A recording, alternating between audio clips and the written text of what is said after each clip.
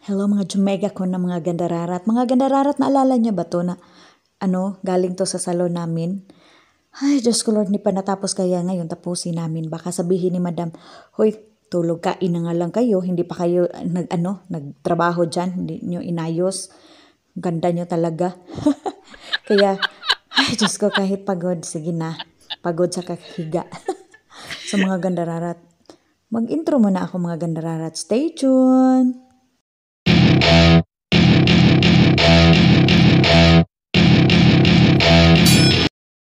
Mga gandararat, may napansin ako. Bakit kaya ako tumaba, no? Na nag-fasting ako, tapos isa-isang araw, isang beses lang kami kumain. Tapos yan, no? Tingnan nyo. Wala pang lakas. Kailangan ko na talagang tapusin to mga gandararat kasi hindi natin alam na pupunta siya dito. Pero tamad yun eh, kasi buntis siya. Kaya parang ay, tamad siyang pumunta dito. Ay, hindi na natin tinitingnan yung mga gamit. Kaya, in-arrange ko na lang mga gandararat. Ang hirap talaga mag-arrange mga gandararat, pero mas mahirap talaga yung walang jowa. Joke! Nakita niyo mga gandararat, diba? Doon sa kabilang kwarto, marami pa rin gamit doon. Kaya, hoy, Diyos Q, Mudra, huwag ka na mag-ambisyon na i-arrange namin yun. Sayang yung kagandahan namin, char. Ay, Diyos ko, ang taba talaga ni Langga. Sabi ko, ilipat ko nga to. Baka dito, papayat ako dito. Ay, tingnan ko nga. Ay, walang pinagbago. Ganun pa rin. Baka sira lang yung camera ng phone ko mga gandararat, kaya mataba ako. In your dreams, Langga. Huwag kayong manglait kasi sabi ng Diyos, mahal daw niya ako. Kaya huwag kayong manglait.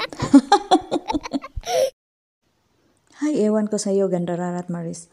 Ano ba pinagsasabi mo dyan? Tumahimik ka nga. Mataba ka talaga.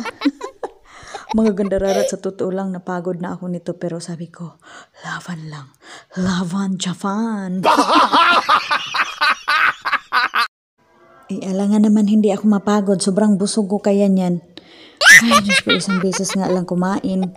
Kagising ko lang, sabi ni Gandararat, kain na tayo, yots. Ay, Diyos ko, laforda na this, oh. Uminom ng maraming juice. Ayan, laki ng tiyan. Kumuraga sabak o banga, bayot. Mga Gandararat, akala ko kasi lang siya, kunti lang. Ay, kapagod pala. Diyos ko. Yung busog ko nito, mawawala na naman to. Kakain na naman ako nito. Gandararat, handa mo na yung pagkain dyan. Kakain ako. Joke lang, oy. Pinatawa ko lang kayo.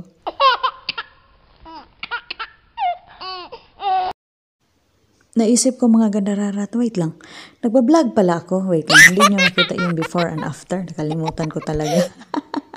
Kaya, sabi ko, kunin ko nga yung phone para videohan ko yung before daw. Pero, hindi naman buo kasi natanggal ko na yung mga ibang gamit eh. Kaya, palpak na vlogger talaga to.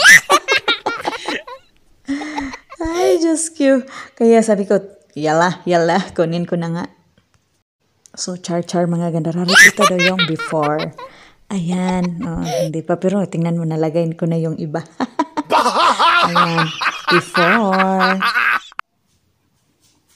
Mga Gandararat, sa wakas tapos na rin. Diba?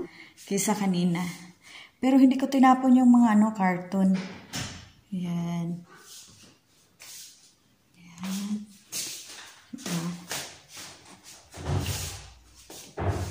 Ito yung ginagamit namin sa hair spa, hot oil. Ayan. Tapos ito sa mga facial, hindi ko na lang inayos kasi iwan ko sana yung iba. Tapos ito, sa buhok din nila, pang daw to, pang, ayan, tingnan nyo. Hair grow, 25%, yan. Pag upaw ka, may pag-asa. Yan. Tapos ito, pang hair volume. Ito yung vlog ko dati. Maganda talaga siya sa hair. Tapos yung mga bleaching powder. Dito siya. Diba? Mga gandararat, ito na ano ko pala to, napansin ko. Inamoy ko siya. Ano pala siya? Parang Brazilian pala siya. Tapos parang amoy niya yung yung argan niya. Kasi naalala ko yung nag-ano ako dati sa Brian Ameglio Salon. Gamit kami nito. Hi, shout out dyan kay Sir Brian at saka ni Sir Sam. Yan. Ito. Yun ang mga boss ko. Sa bago ako pumunta dito sa Saudi. Kami dalawa ni Gandarara at Jen. Yan. Ay, sa wakas. Yung iba hindi ko na inano, tapos hindi ko tinapon yung mga karton. Kasi, sabi ni Madam, maghanap daw siya ng malipatan na salon. Wow! Ito, yan. Diyan talaga yan. Hindi ko na ito kukunin yan. Yan. Yung sa spa. Yan. At least, pumasok siya dito, di ba? Parang salon lang na maliit na salon. Ang ganda. Mas maganda pa nga eh. So, thanks for watching mga Gandarara. Tapos na rin sa wakas. Mga Gandararat, pag bago ka pa sa YouTube channel ko or Facebook page, pa-like, pa-follow naman mga Gandararat. Thank you!